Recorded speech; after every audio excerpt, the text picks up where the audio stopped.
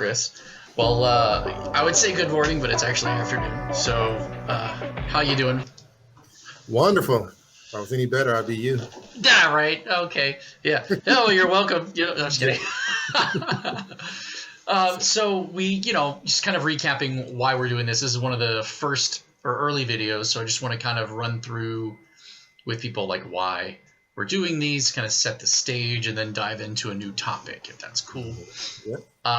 So really, when we start working with clients, yeah, or we're sending out a proposal, there's so much involved. It makes me take a deep breath. There's so much involved in marketing that it's really there's like a million questions almost that we need answered before we can even begin to quote something or talk to somebody about something, because they'll be like, well, how much is a logo, or how much is a video, and how much is a car, right? And then it's like, okay, well, what kind of car, and how long do you want it to last you, and all. There's a million questions, right, that come in. And one of the reasons that we want to do these is to help break down some of that information in a capturable format where we can point people to it and say, hey, check out the video interview that we did on this date, and it answers some of the questions you're talking about, and Right. just kind of building a resource of knowledge for people to, even share possibly. So Sure.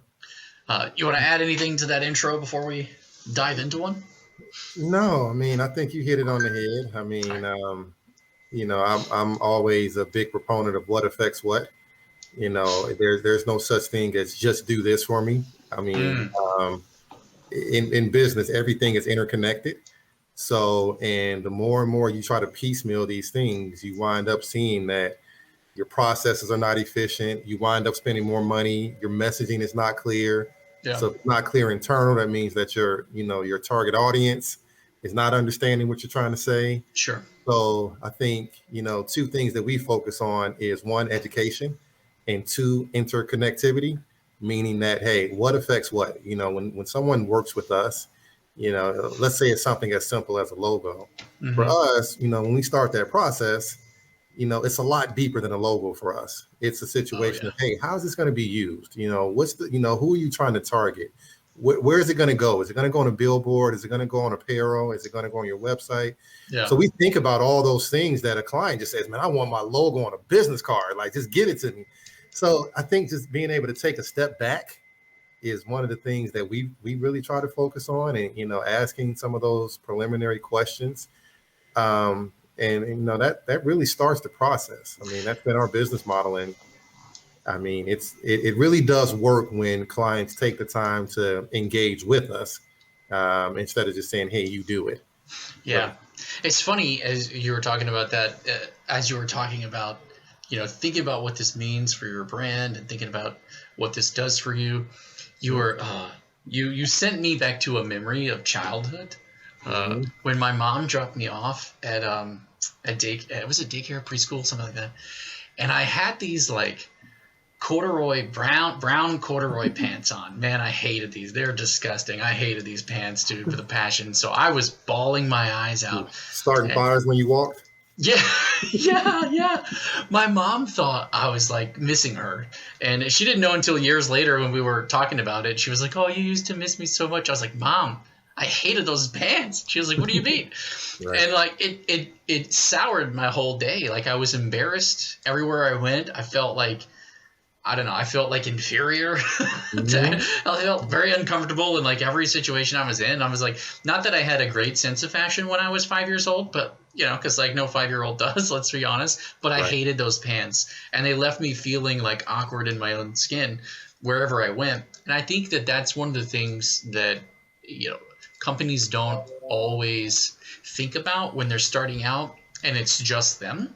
Is Mm-hmm. that like, what about 5 years down the road or 10 years down the road, and you've got however many ex-employees, Right. and then like, how does it fit for the company as a whole? Has the Yeah. brand grown? Has the personality of the brand changed? Um, and things like that can really impact. I mean, just have how your logo is designed. I mean, look at even Nike went through iterations, right, Oh with their yeah. logo over time, and it's something that people don't always consider when Yep. they're moving down the road as they go. Yeah, I think when you think about truly successful businesses, I think all businesses have ebbs and flows, peaks and valleys. We all go through stuff, but the companies that are visionaries, where they're thinking like you were just talking about, where they're thinking 5 years down the line, very successful companies, they have their strategic plan, their 5 year strategic plan. It's probably already done right now. I mean, in some cases, they may have to tweak how they're going to execute on the Sure. strategy. Who doesn't? Yeah, but the plan of where they're trying to go, that's the roadmap. So, and I think when we talk about that to some businesses don't know where they're going tomorrow. So, they can pay us, they can pay somebody else. It doesn't matter. If you don't know where you're trying to go, it doesn't matter. I mean, They're like, I just wanted to sell earrings online. I didn't think about all of that, Yeah. So, I mean, I bring this up a lot, and I know I sound repetitive, but we, as a small business, we were smart enough to understand that we needed coaching, because we have gone through those peaks and valleys, the ebbs and flows. Oh yeah. And I always bring up the definition. What is the definition of a business? And I sound very repetitive when I say this, but I think about this kind of every day to make sure that I'm staying in line. And that true definition, meaning that it's a profitable, scalable, sellable entity that can run without you. Okay. So the goal should always be to get there. How do I get to profit? If I need to sell it, if I need to scale it, and can it run without me? As a small business owner, you should be thinking about that from day one. How do I get there?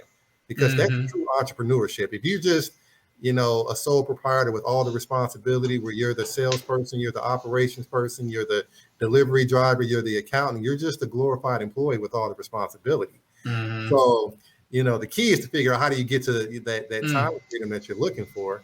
So how do you do that? The key is to start thinking down the line, and surround yourself with organizations and partners who can help you get there. Obviously, we do marketing. So, I consider ourselves a partner when it comes to some of our clients, in the sense of, hey, if they want to talk about their 5-year plan to us, that's great, because now we can start laying out a content calendar, or the creative, to say, all right, we know where you're trying to go now. Yeah, now right. It's our job to help them execute. It's funny. It's funny that you mentioned that, because even just that piece of information can sometimes completely change the content calendar when it comes to social media, or where you're the balance of content in terms of what you're trying to achieve, and the reputation that you're trying to build as you grow in that direction. Right. And that it matters, because then some people, they're like, I just want to sell mattresses, and it's like, okay, great, but then when people click on the ads, and you don't have any information, there's no real existence or information past that. I had one client that just wanted to start up, invested and bought all these mattresses, liquidation price or whatever, and is just trying to like warehouse and sell them. And like he didn't quite get it. So all the content that existed for him was ad content. There was no other presence, and there's no trust, and so when you're thinking about like starting something up, and the type of reputation that you're trying to build, and where you're trying to go, like that really factors into like where the budget should go in creating the content. All of his budget went to the ads.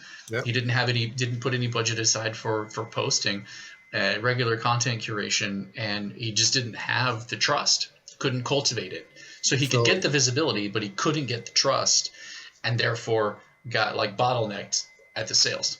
And just think about that. Let's use that example. So what's the average consumer, if you put them in a room with 20 or 30 mattresses, they may not know the difference. So if you tell them, look, all right, go to 3 or 4 different mattress stores and just sit on mattresses, most people aren't going to understand the difference. The difference comes in the education that the salesperson or the company or the marketing, that they give you, to understand, hey, how firm or how soft do you want it? Do you want, these type of things on it? So I think people underestimate the value of educating your clients. And we see this so many times in our business. There's just missed opportunities on how to educate, how to educate your prospect, how to educate your client. And even once they're a client, how do you educate them on, hey, these things are changing. You should be considering these things. And again, a lot of that is just from forecasting and planning, and saying, all right, understanding where you're trying to go. And then we reverse engineer the plan to help you get there. Yeah.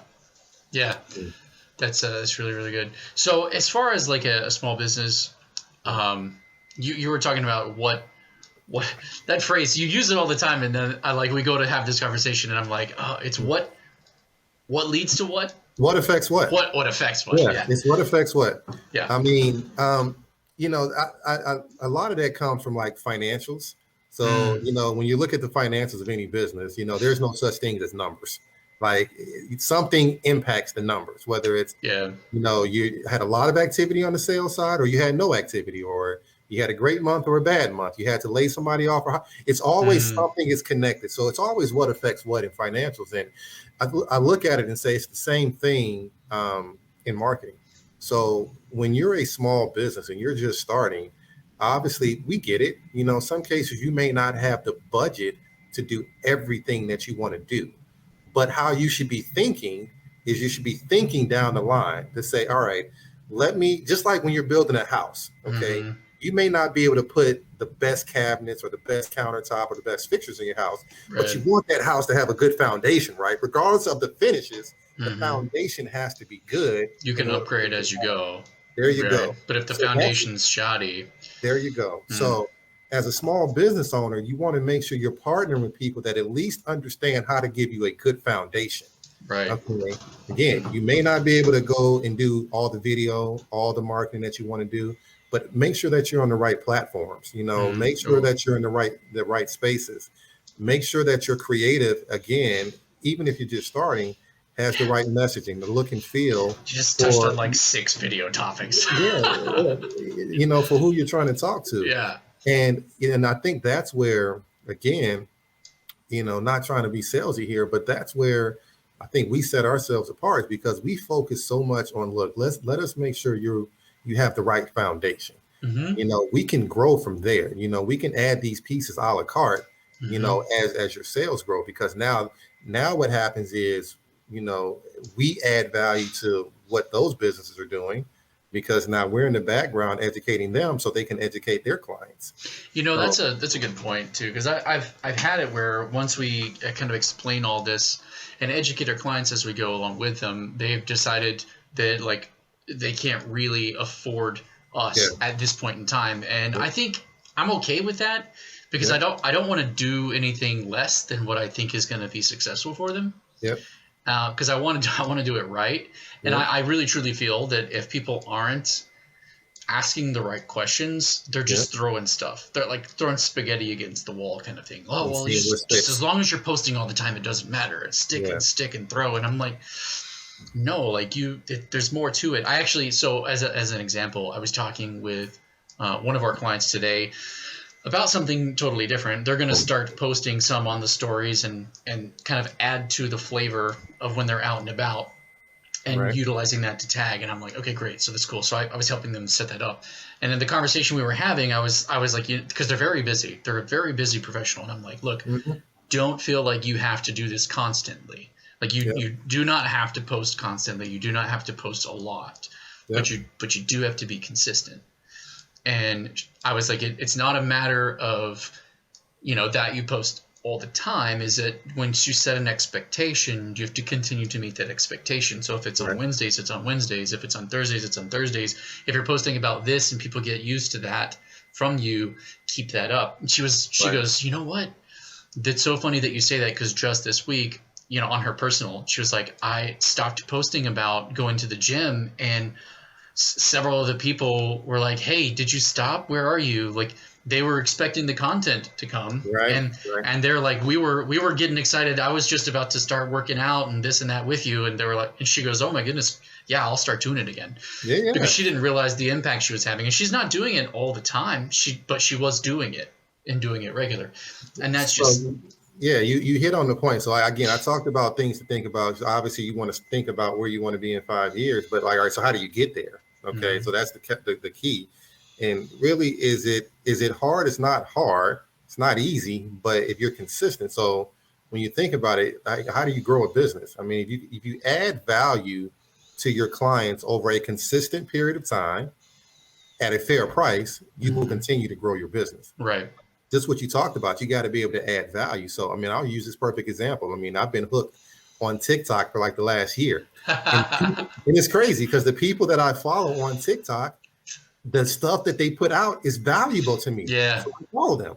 And what happens is I look for new content from them because something that they said was valuable to me at the time. Now I continue to look for new content from them specifically, because now what they've done is let's say they put something out there that I like and I tried and I trusted. Now they gain my trust.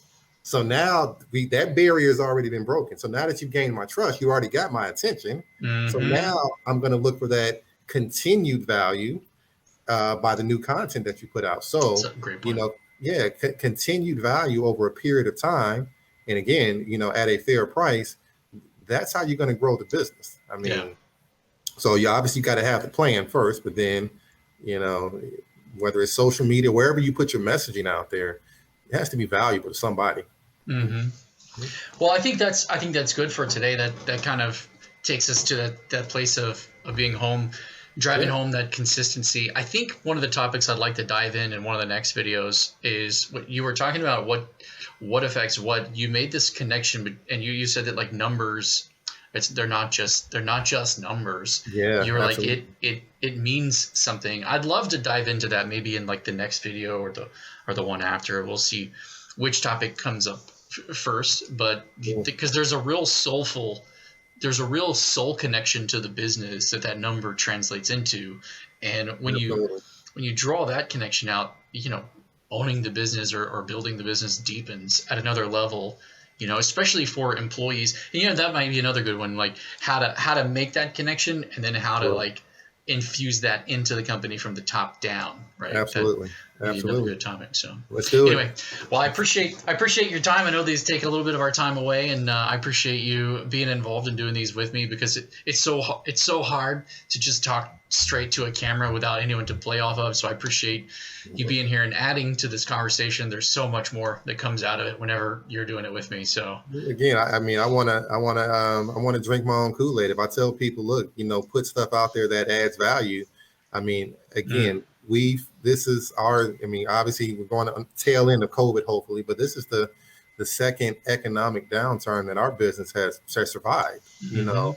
And I think, you know, one of the keys that has helped us survive was the fact that we continue, no matter what was going on outside of the business, we continue to try to add value to, you know, our customers, our employees, our community. You know, those are things that we can control. Now we control that. Like, we can't control COVID, obviously. Right. We can't control the economy. We can control what we do and how we treat people, and, you know, the value that we provide. So, you know, as I'm talking about what other people should do, it's things that we do ourselves to try to, you know, help grow our business and help our clients as well.